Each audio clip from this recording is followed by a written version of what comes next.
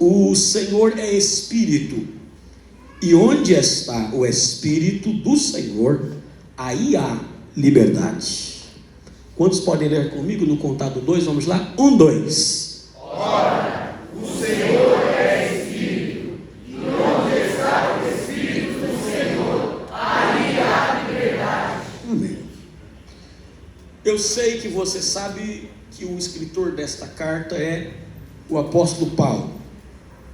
E quando Paulo escreve esta segunda carta para a igreja de Corinto e para os seguidores de Cristo, está inserido aí no primeiro capítulo, por toda a Acaia, uma província romana.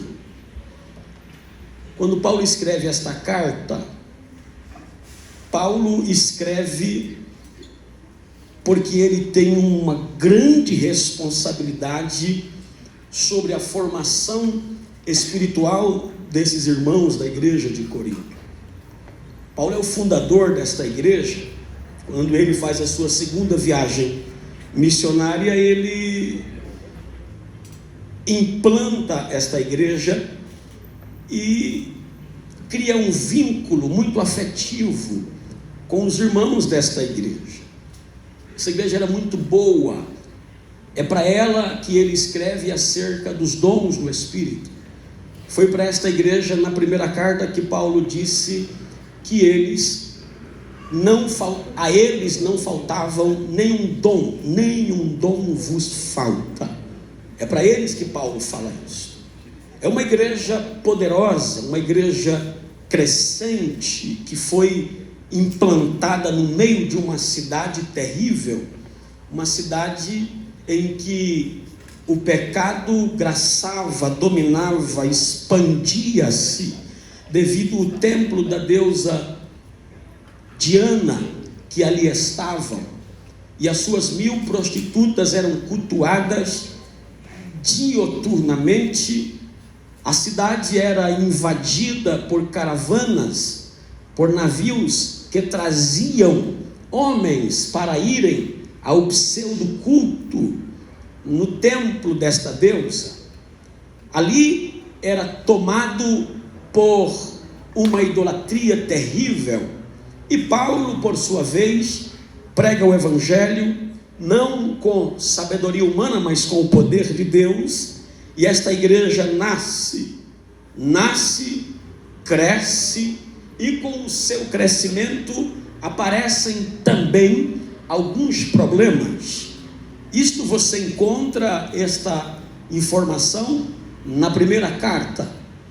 Já a segunda carta, que é a carta escolhida para esta festividade, Paulo, ele está escrevendo para fazer alguns reparos, porque devido ao crescimento, devido à chegada de muitas pessoas e a oportunidade que Paulo tem, consequentemente, ao relacionamento que ele tem com a igreja, ele se relaciona com esta igreja e com algumas outras igrejas através de correspondências. Paulo envia cartas. Das 13 que Paulo escreveu, está inserida esta segunda carta à igreja de Corinto. Esta segunda carta só foi escrita por causa que surgiu alguns problemas nesta igreja. Qual é a igreja que não terá um problema? E estes problemas que surgem na igreja de Corinto é um problema que incomoda tanto Paulo, de maneira que ele deixa explícito no capítulo de número 2 que ele prefere não ir à congregação de Corinto. Ele prefere não embarcar em um navio e ir até a cidade, porque o que está acontecendo dentro dele é tão terrível que ele poderia estragar o bom relacionamento com os bons cristãos que ainda estavam ali. No capítulo de número 2, versículo de número 1 a seguir, Paulo diz: mas deliberei isto comigo mesmo, não ir mais ter convosco em tristeza, porque se eu vos entristeço, quem é que me alegrará, senão aquele que por mim foi contristado? E escrevi-vos isso mesmo para que, quando lá for, não tenha tristeza por parte dos que deveriam alegrar-me, confiando em vós, todos, que a minha alegria e a de todos vós. Porque em muita tribulação e angústia no coração vos escrevi, com muitas lágrimas, não para que vos entristeceis, mas para que conheceis o amor que abundante vos tenho. Paulo está triste, Paulo está angustiado, Paulo está atribulado. No capítulo 2, versículo 1 ao versículo de número 4, Paulo está narrando tudo isto, de maneira que esta tristeza em que ele está sentindo, esta angústia que ele está sentindo, ele não quer deixar transparecer para a igreja em que ele tanto ama, para a igreja em que ele funda, debaixo do poder do Espírito Santo. Ele não quer ir lá demonstrar as suas debilidades, a sua tristeza, a sua fraqueza, e prefere então mandar uma carta. Esta carta que estamos passeando por ela neste final de semana. Dentre os problemas que tem nesta igreja de Corinto, dentre os gravíssimos problemas que está acontecendo ali, Paulo estava fazendo também menção, trazendo à sua memória, e trazer isto à sua memória lhes traz tristeza, lhes traz angústia, lhes traz tribulação na alma. Por que, pastor Heber? Porque Paulo lembra que lá nesta congregação estavam alguns adversários pessoais de Paulo, algumas pessoas que estavam naquela congregação, que estão atacando Paulo, questionando a autoridade espiritual de Paulo, colocando em dúvida a liderança do apóstolo Paulo sobre aquela congregação. Estes são chamados de perturbadores, e estes perturbadores estavam tentando convencer a igreja de Corinto a rejeitar a liderança de Paulo, a rejeitar o apostolado de Paulo. Eles estavam tentando convencer a igreja a rejeitar os ensinamentos de Paulo, que era feito por inspiração do Espírito Santo e debaixo da maravilhosa graça de Deus. Estes homens estão tentando deturpar, estão tentando inverter, estão querendo manchar a boa reputação de Paulo. Eles colocam em dúvida aquilo que Paulo disse para a igreja de Corinto, e você lê toda a ceia. Paulo disse: porque eu recebi do Senhor.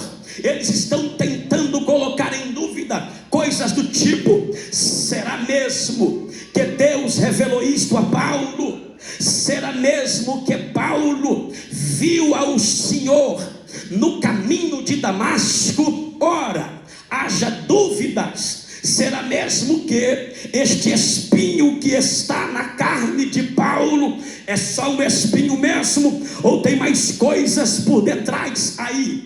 Eles colocam em xeque a reputação de homem de Deus de Paulo. Paulo está observando, através das cartas que ele recebe, que há na igreja de Corinto alguns perturbadores que estavam tentando seduzir os neófitos. Pastor, quem são os neófitos? Para nós são chamados de novos convertidos. Neófitos são os recém-convertidos a Cristo. Os neófitos são aqueles que ainda estão bebendo leite ou o leite do Evangelho. Neófitos são aqueles que estão, como dizemos aqui em São Paulo e no Brasil, engatinhando na fé. Estes perturbadores, que se diziam bons doutores, estavam tentando mente desses novos membros leigos ainda, acerca dos assuntos concernentes ao reino de Deus, principalmente assuntos concernentes à liberdade no Espírito Santo. Ora, estes são maioria de judeus, todos criados na cultura judaica, todos criados debaixo da lei mosaica. Então Paulo está sabendo de tudo isso e ele decide não ir a Corinto, mas mandar uma missiva, mandar uma epístola, mandar uma carta poderosa, uma carta contundente, uma carta confrontante, uma carta que iria mexer nas estruturas doutrinárias, não só do seu próprio tempo, mas do tempo de todos aqueles que um dia receberam Jesus como Salvador, daqueles que receberam em Priscas era Jesus como Salvador, e também mexeria na estrutura da UJADEP, da União de Jovens da ADEP Iraporinha, e qualquer outra união que se formar servindo ao Senhor. Por esta razão eu pediria que você levantasse a tua mão direita, colocasse no ombro deste irmão que está ao seu lado e dissesse a ele com carinho: não se assuste com algumas coisas que você vai ouvir esta noite. O Espírito do Senhor vai destravar a sua mente e colocar em risco todas as estratégias do diabo. Coloque a mão no ombro de outro irmão e diga para ele: abra a sua mente, abra o seu coração, porque o Espírito que dá liberdade já começa a trabalhar no nosso meio. Oh, glória a Deus. Segura. É por esta razão, aleluia, eu ainda falei que ia pregar tranquilo. É por esta razão que Paulo está escrevendo esta carta, Alexandre, direcionando esta carta a algumas categorias que havia dentro da igreja de Corinto, e estas são três. Esta carta é direcionada primeiro para aqueles que eram leais à liderança de Paulo, sendo eles fiel a Deus.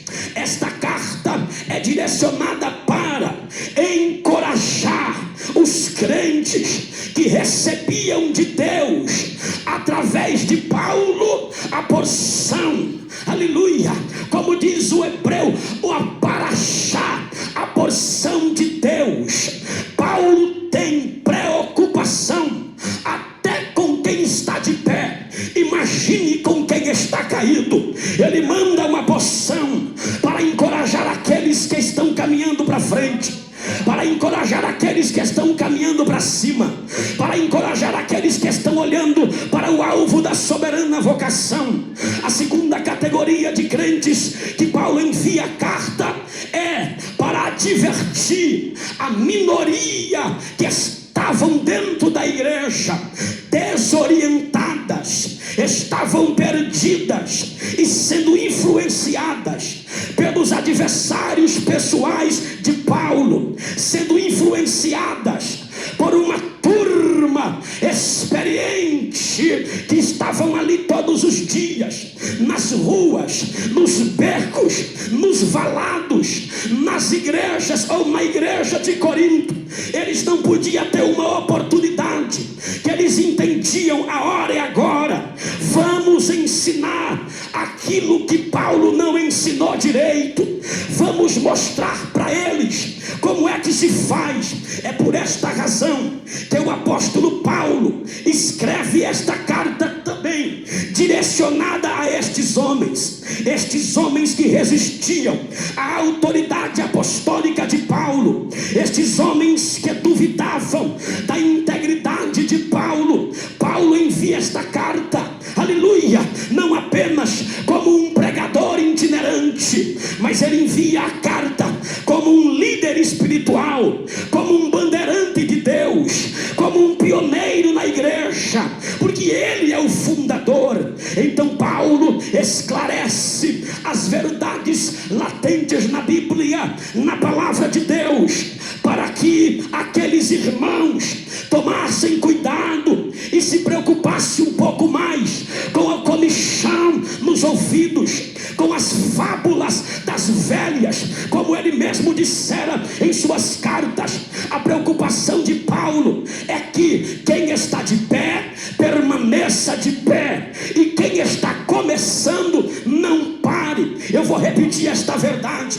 A preocupação de Paulo é que para quem estiver de pé permaneça de pé, e quem está começando não pare. Ora, porque Paulo se preocupa com isso, Paulo os adverte nas reuniões: tomem cuidado com o que vão falar, tome cuidado com o que você vai ver. É tanta inovação, é tanta novidade, é coisas embutidas no nosso meio. Paulo está dizendo: toma cuidado, cuidado aí, fica vigilante, preste atenção. Olha, você que tem mãe sabe, a sua mãe te diz não vai, você vai dar problema. Aí quando você volta, a mamãe diz: eu te avisei, eu não te falei. Mamãe sempre diz: cuidado com quem tu andas, cuidado com quem tu andas, porque normalmente, aleluia, quem você anda vai dizer quem você é. Pegue na mão desse irmão que está ao seu lado, diga para ele: a preocupação de Deus é que você permaneça de pé, e que você que está começando não pare, não se prenda, não esteja preso, não esteja amarrado, não esteja embaraçado com as coisas desta vida. É a preocupação de Paulo. Paulo está preocupado. Tem algumas coisas acontecendo ali que vai embaraçar, tem algumas coisas acontecendo ali que vai dar problema, tem algumas coisas acontecendo ali que vai ficar ruim para aquele povo. Então Paulo dá um alerta. A terceira categoria de pessoas que Paulo escreve, ele escreve também para desafiar, aleluia, aqueles falsos líderes, falsos mensageiros que estavam falando, primeiro, contra Paulo, segundo, que lutavam contra o ensinamento de Paulo, terceiro, que distorciam a mensagem do Evangelho de Cristo. Ora, eles estavam ensinando para os crentes de Corinto uma outra coisa. É por esta razão que Paulo escancara, é por esta razão que Paulo vai com os dois pés na porta. No capítulo 2, versículo de número 17, ele está dizendo: porque nós não somos como muitos falsificadores da palavra de Deus. Levante o teu dedo, aponte para alguém, permita-me interpretar desta forma. Diga para o teu irmão: Paulo está dizendo que a palavra de Deus não é da Shein, a palavra de Deus não é da China, a palavra de Deus não é do Paraguai, porque o que é original não perde a originalidade. Paulo está reclamando que eles estão falsificando o Evangelho, está faltando sinceridade, está faltando verdade, está faltando pontualidade, está faltando originalidade na pregação daqueles que estavam embutidos ali. Levante o teu dedo comigo, aí a minha cabeça já pirou. Aponte para alguém e diga: Evangelho não muda, Evangelho é imutável, Evangelho é verdade, Evangelho é vida, Evangelho é puro, Evangelho não tem mistura, não tem sombra de variação. A glória, a glória. Dá para reagir, aleluia. Levante a tua mão, coloque no ombro de alguém e diga: não vem para cá com a tua mistura, não vem para cá com essas inovações, não. Evangelho é evangelho, Evangelho é evangelho, Evangelho.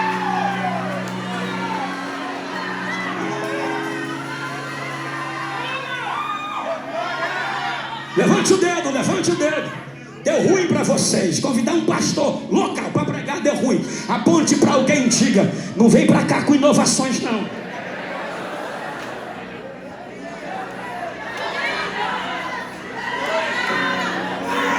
E eu sei quando vocês não gostam da minha mensagem. Vou te mostrar como eu sei. Você não posta. Pastor pregou muito hoje. Eu já sei. Mas me perdoe. Eu não nasci nem para agradar minha mãe. Quem dirá? Quem quer que eu agrade? Eita, vai estreitar.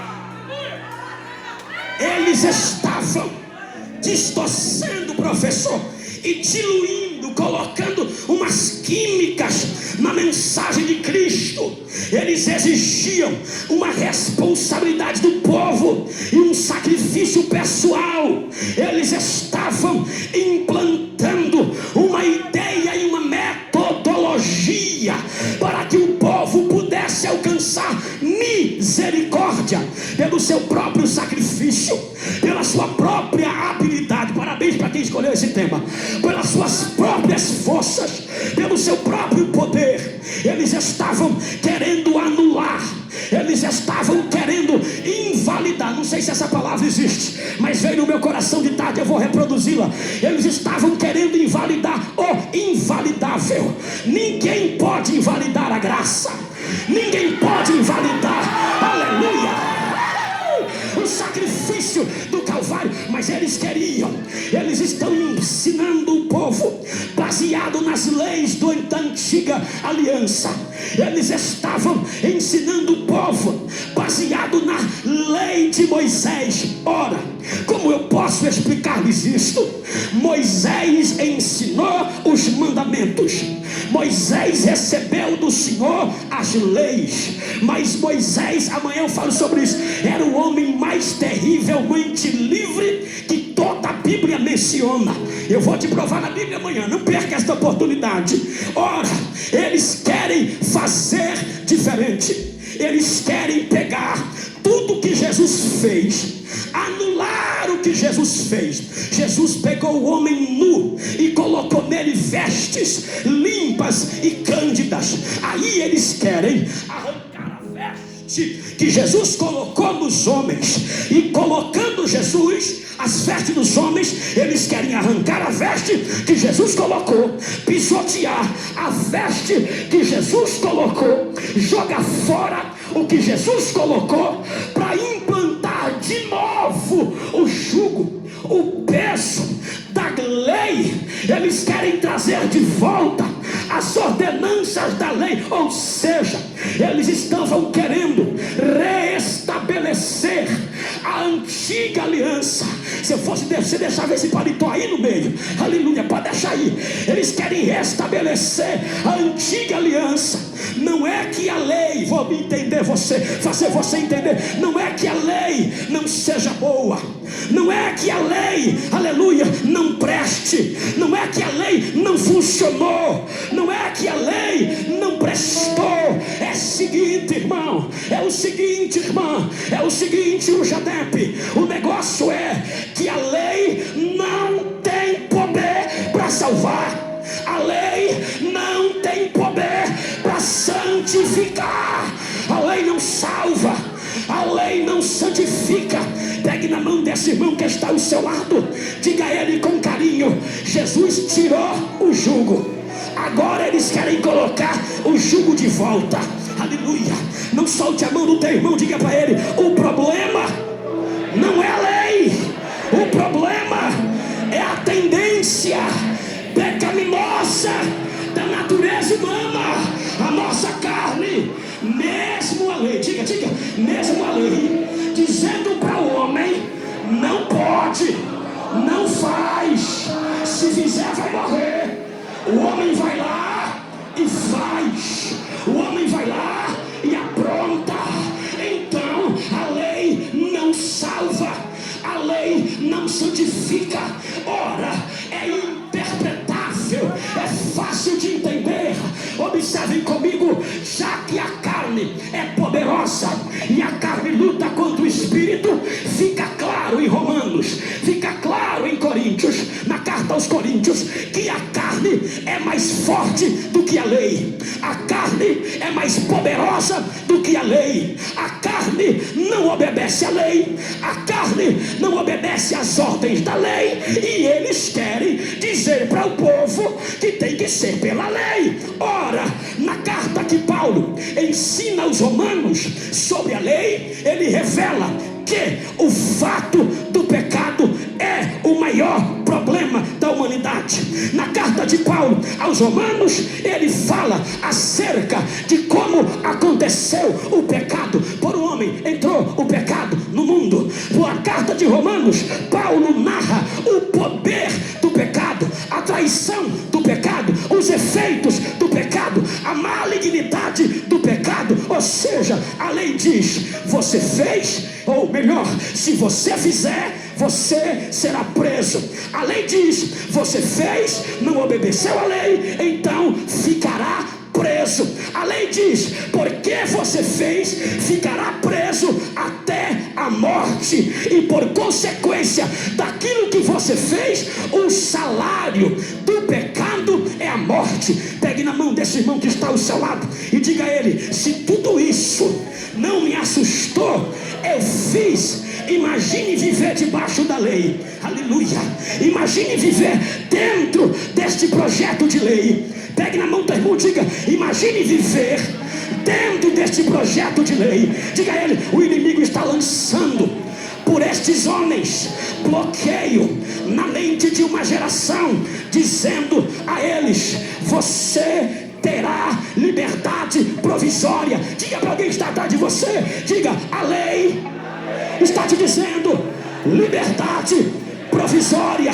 Diga, a lei está te dizendo: a qualquer momento o oficial de justiça vai bater na tua porta para cobrar a sua pena. Diga para outra pessoa, diga: o inimigo está te dizendo, por causa da lei, você não terá acesso às coisas de cima. Agora Deus está lhe dizendo, diga: Deus está lhe dizendo, a lei faz isso. Como o seu inimigo não pode acessar o seu futuro pela lei, e quer acessar o teu passado e te condenar por causa do teu passado. Falou? Agora levante a tua mão, levante, aleluia, aponte para quem você quiser e grita para ele dizendo: olha como esse inimigo é atrasado. Ele só pode falar de você olhando para o teu passado. Agora a graça, a graça, a graça, a graça está olhando para o seu futuro. Eu, se fosse você, levantava a mão direita, colocaria no ombro de alguém e diria: não adianta me procurar no meu passado, não adianta olhar para o meu passado, eu não estou mais lá. A graça me arrancou de lá.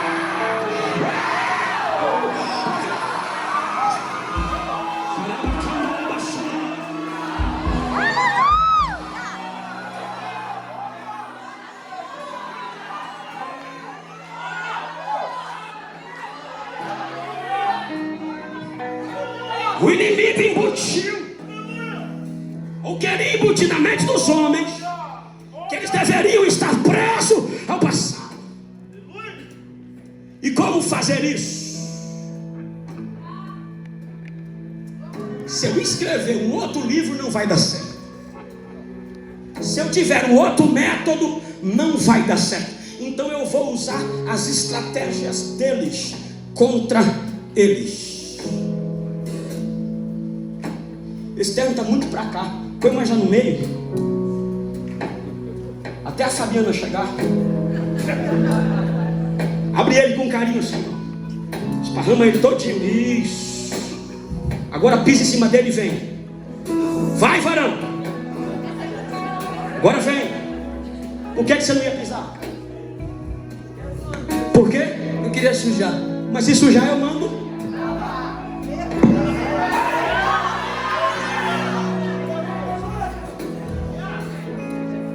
Você ficou com medo de rasgar? E se rasgar, pastor? Cadê a Lúcia?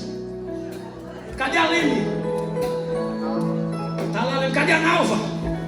Tem mais algum costureiro aí? Tem mais lá? Cadê a Rosa? Vai se rasgar as costuras.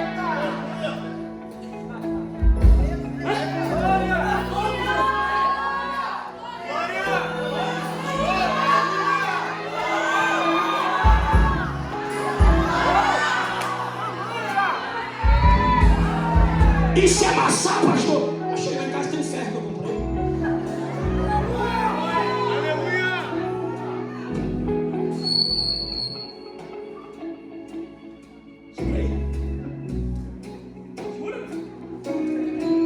E se esticarem, pastor? Pode esticar, fica aqui no rasga não, que isso é novo, original. E se esticarem, pastor? Não tem problema não, é só fazer assim.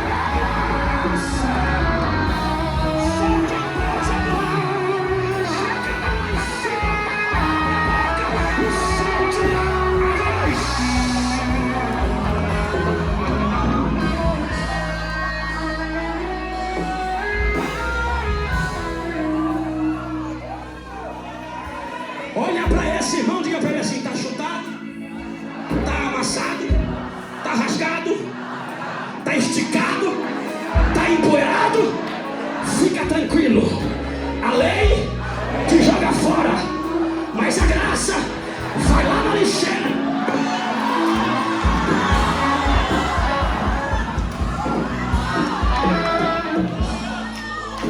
E te busca. Não, mas você fez, fiz. Não, mas você errou, errei. Mas você falhou, falhei. E aí?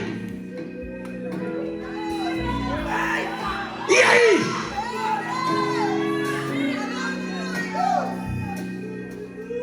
Eles querem enxertar na mente daquele povo a ideia de que se você não se sacrificar, você vai para os Zifa. Graça, a lei não tem poder para santificar. A lei não tem poder para salvar. A ideia da lei é evitar. Mas não deu certo. Eu estimo, você que não congrega aqui ainda, que um dia você seja o pastor desta igreja. Porque em abril a igreja me deu um presente para ir para Maragogi. Oh, glória.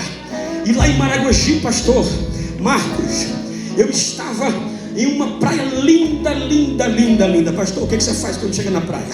O que eu faço? Eu faço assim, eu ponho uma cadeira, eu sento, cruzo as pernas, peço porções de peixe, e aquilo ali para mim já está resolvido.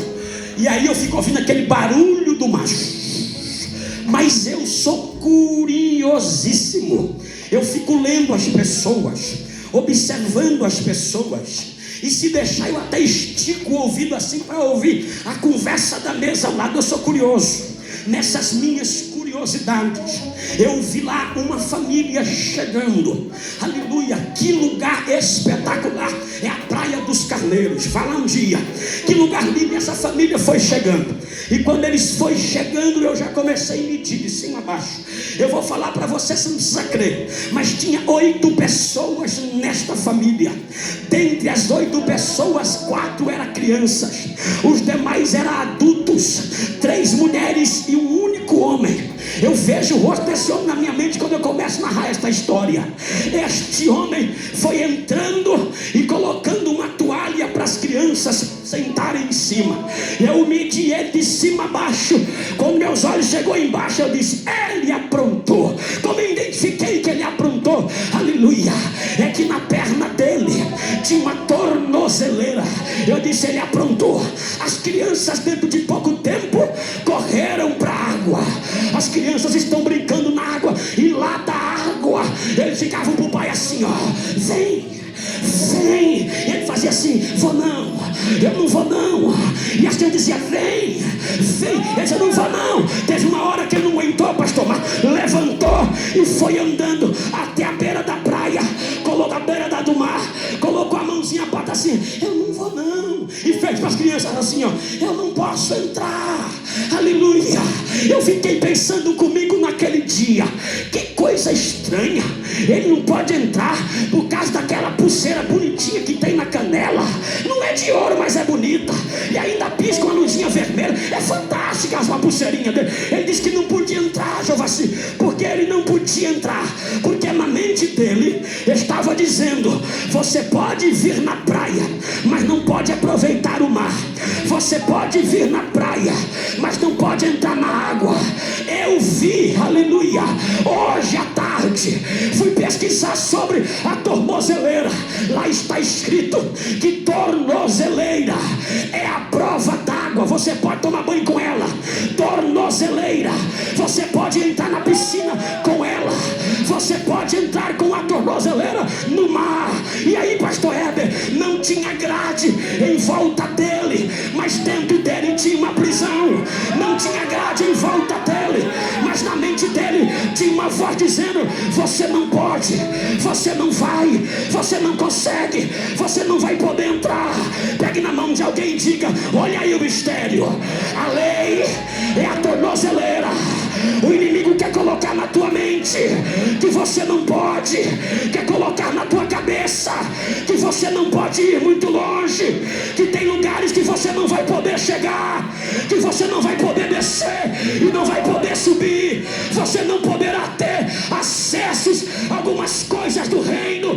A tornozeleira estava dizendo para ele, por causa da sua apronta, por causa daquilo que você aprontou, você não pode se alegrar com a tua família. Pegou na mão de alguém ou já soltou? Olha dentro do olho dele e diga, assim é Satanás. Todo dia ele diz, tem pecado aí, mas você precisa lembrar, aonde abundou o pecado, superabundou a graça, a graça, a graça, a graça, a graça, a graça. Pastor, qual que é o tema da tua mensagem? Eu sou livre. Você pode dizer comigo, eu sou livre.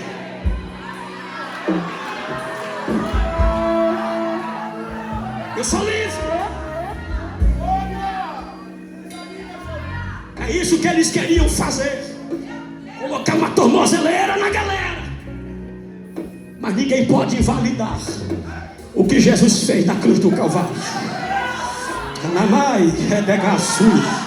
Ele foi ferido para que eu pudesse ser sarado. Ele morreu e ressuscitou para que eu pudesse viver nele, com ele e para ele. Levante a tua mão direita, só os livres. Aí se você é preso, se você é amarrado, já não é mais comigo. Aí já não é mais comigo, eu já preguei palavra. Agora, meu filho, é só para livre que eu quero pregar. Só os livres levantarão a mão. Só os livres participarão daqui para frente. Diga para alguém que está do teu lado assim, ele foi crucificado. Diga, ou seja, ele foi preso lá na cruz para que eu pudesse ser livre. Mas eu vim te dizer, aponte para alguém, diga, eu vim te dizer, não há ferrolhos, não há cadeias, não há corrente que possa me segurar. O Espírito Santo habita em mim, e por esta razão, aonde há o Espírito, aí tem libertação livre.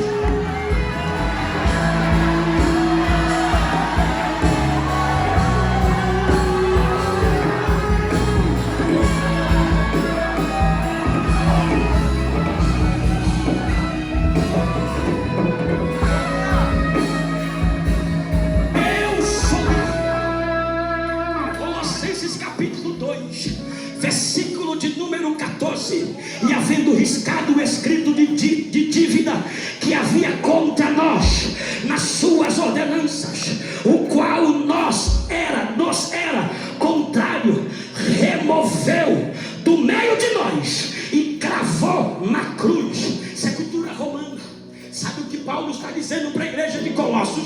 Que todas as vezes que alguém fosse preso e lá na prisão ele estivesse, seria colocado na parede daquela prisão, do lado de fora, o currículo do bandido, o currículo do prisioneiro, o currículo daquele homem. Ele está preso porque roubou, ele está preso porque matou, ele está preso porque furtou, ele está preso porque fez coisas que vão contra as leis romanas. Estava preso na portaria ou na porta da prisão em que ele estava carcerado. Aí Paulo vem e escreve isso. Sabe que Paulo está querendo dizer para Aljadepe esta noite?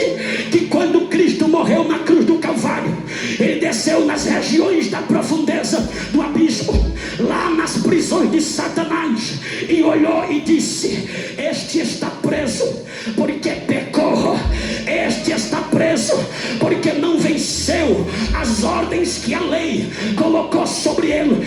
Então Cristo pegou aquilo, arrancou da parede da prisão, levou na cruz, cravou na cruz e disse: o sangue de Jesus Cristo purifica de todo pecado. Pegue na mão de alguém, olha para esse irmão e diga: só está preso porque quer, só fica atrás desta grade porque quer. A sua liberdade não foi comprada com euro, não foi comprada com dólar, não foi comprada com ienes, não foi comprada com real, não foi sangue de galinha, não foi sangue de bode, não foi sangue de homens comum, foi o sangue do Cordeiro de Deus que tira o pecado do mundo.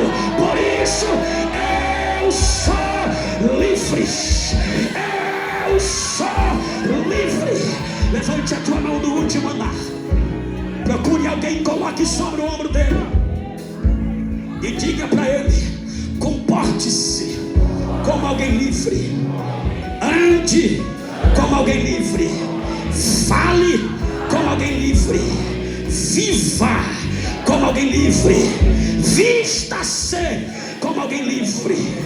Por que, pastor? Você reclamou da beca, você não quis a beca, você criticou seu líder, você ligou para 1, para 2, para 3 e falou mal. Isso não é comportamento de livre. Você fala: segura, glória, agora é o pastor Heber. Você reclamou da beca, mas coloca a camisa do seu time que perde todo final de semana, seu time derrotinha, seu time perdidinho. Agora pergunta para mim: qual foi o dia que o teu Jesus perdeu? Qual foi o dia que o teu Jesus foi derrotado?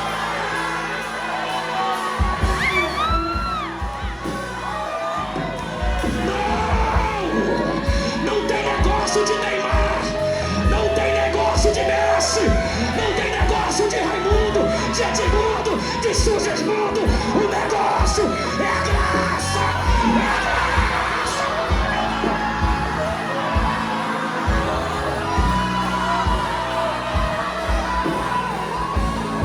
Vai me bater, vem. Vai me pegar, vem. Você não gostou da beca, você falou mal da beca, não gostou da cor, não gostou do modelo, mas na semana passada se vestiu de rosa para ir ver o filme da banda Barbie. Segura, eu vou te dar uma notícia triste. Você mirou na Barbie e acertou na Annabelle, mas se você se vestir de graça, você parece com o céu, e quem parece com o céu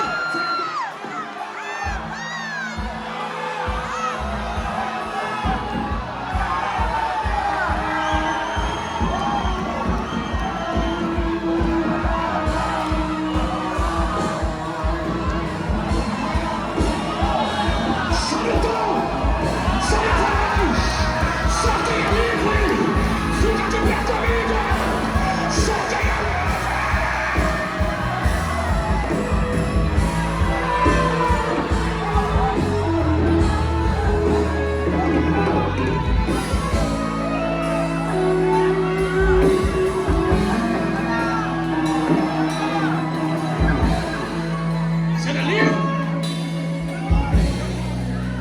Seja livre.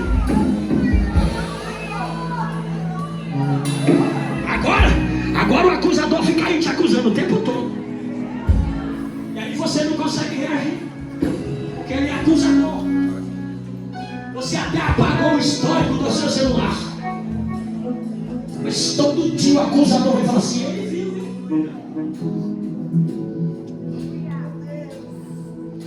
Ninguém viu o que você fez lá no outro lado, mas todo dia o acusador vai falar assim: para você dar uma risada, eu sei o que você fez no verão passado.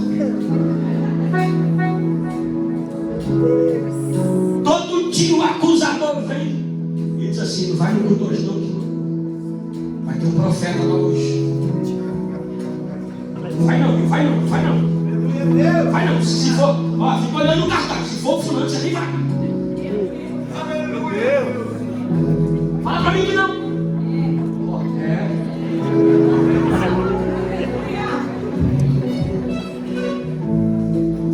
Sabe por quê? A gente fica com medinho, que a gente fica receoso, com medo. É porque a gente permite a cangalha, o jugo da lei, montar no nosso ombro. A partir do dia, estou falando de hipergraça, não, que eu sei pregar. Estou falando de hipergraça que pregam por aí, não. Estou falando de graça. Graça, favor imerecido. Sei que eu estou falando. Porque o pastor falou que a graça não posso ficar errando aqui.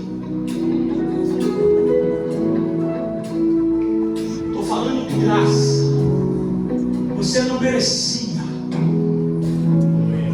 Você merecia o que mesmo? Ser crucificada. Você merecia mesmo morrer cheio de cintadas ou de chicotadas no corpo.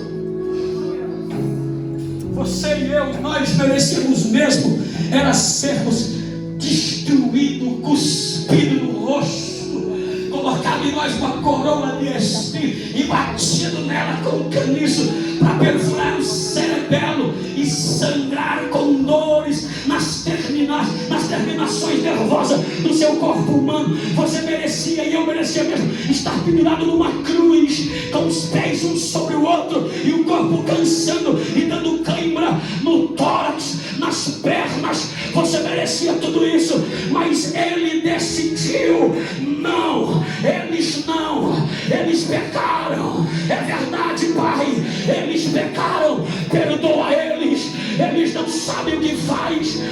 Eu vou no lugar dele. Jesus entrou na tua frente, foi crucificado por causa de você, por causa de nós. E esta noite eu vim aqui te dizer: cuidado com os ensinamentos contemporâneos, antibíblicos, que estão inventando um monte de coisa.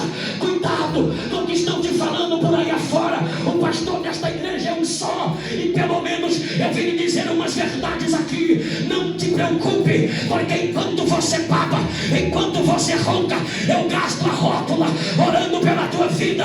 Eu ainda sou temente, eu ainda sou crente, eu ainda não baixo mensagem de internet, eu ainda recebo do Pai, e o Pai está dizendo para mim dizer para alguém: foi por causa da minha graça, meu filho, que você está aqui hoje.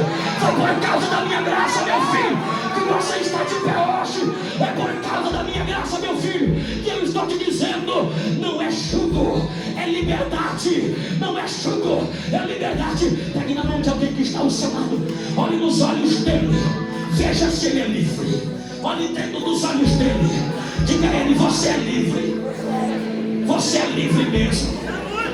Então você vai dar sinal de livre. Você vai agir como livre.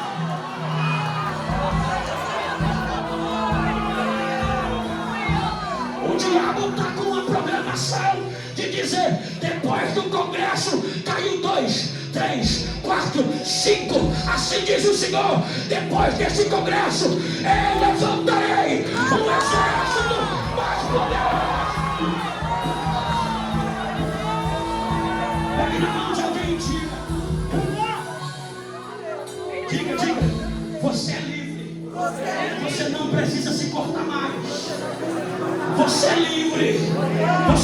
precisa se humilhar para o diabo mais. Você é livre. O teu nome está escrito no livro da vida. Quem crê? Você é livre.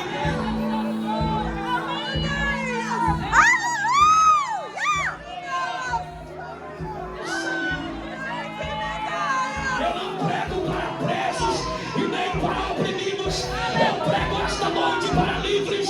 Uma geração em que Deus vai usar nesta terra bem mais do que os antigos, bem mais do que os contemporâneos, porque é tempo de uma geração livre. Pregar, pregar, pregar, pregar, cantar, cantar. Levante as tuas mãos e ore como livre. Ore como livre. Livre não olha para dentro, livre olha para fora. Livre não tem medo de olhar para fora, porque as pessoas podem ouvir o que ele está ouvindo. Isso.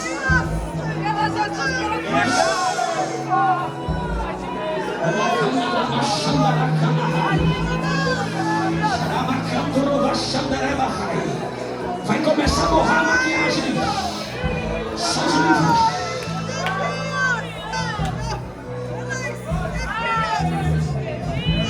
Só os livres. Só os livres. Só os livres. Só os livres. Só os livres. Os livres adoram. Os livres oram. Os livres cantam. Entronizam. Os livres colocam o coração para fora. Vai livre. Vai livre. Vai livre. Vai, vai, vai. Vai livre. Ora, ora, ora, ora, ora, ora, ora. Ora, ora, ora, ora, ora. O pecado não vai poder te impedir.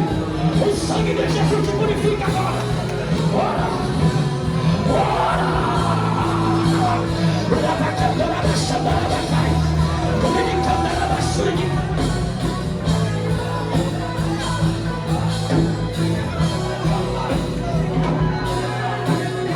Só quem é livre ora. Só quem é livre ora com liberdade. O diabo está querendo tentar dizer para você: você não pode entrar nesse oceano aí, meu filho, porque você tem tornozeleira. Então tá bom, a espada